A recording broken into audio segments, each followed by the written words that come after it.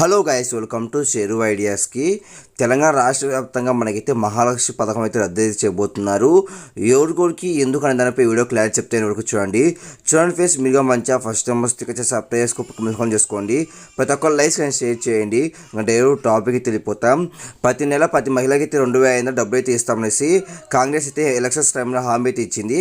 ఇప్పుడు కాంగ్రెస్ తెలంగాణ అధికారంలో అయితే ఉంది కాబట్టి ఇప్పుడు మహాలక్ష్మి పథకంలో కింద మనైతే ప్రతి నెల ప్రతి మహిళకి 2,500 డబ్బులు అయితే ఇస్తామని చెప్పారు. దానికి సంబంధించిన దరఖాస్తు కూడా పూర్తయింది.